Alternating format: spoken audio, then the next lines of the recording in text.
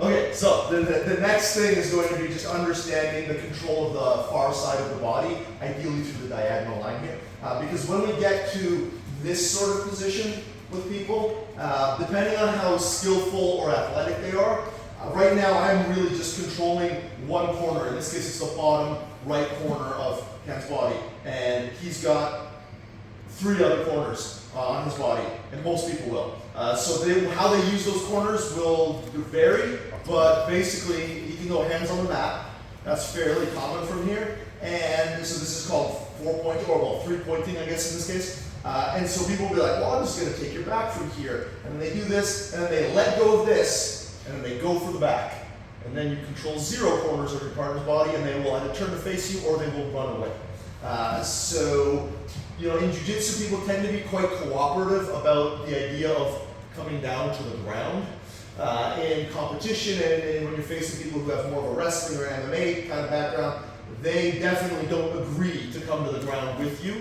So controlling one limb is just nowhere near enough. So how I want you to approach this is, if we find ourselves here, basically your partner's going to have to put their hands on the mat if they want to maintain their balance. If he stays upright and just tries to like be here, he's just going to face. But that's not the thing. So just understand when we do this, your partner's going to have to go hands to the mat. So once they go hands to the mat, I want you to try to get on their back now. And I'm not going to give you too much like specifics, too many specifics in terms of technique, but just I'll give advice to the top player.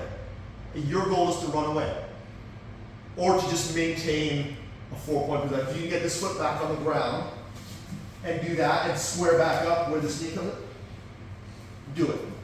As the guard player or attacker, my goal is to make sure that I connect somehow to the far side of the body, whichever corner I can get, and bring them onto me rather than chase them.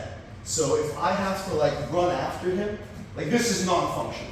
Anything, you know, I'll give you that much information. Anything that involves me letting go of this leg and trying to sit up is non-functional against skillful resisting opponents. Again, it'll happen in drilling, shouldn't really ever work.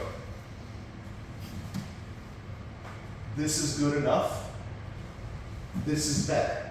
Anything that brings his weight onto me is going to be highly functional, because now that far leg, we've gone from 4 points to 2, or really 1 effective point. And so now I'm very much in control. It doesn't mean you can't build up.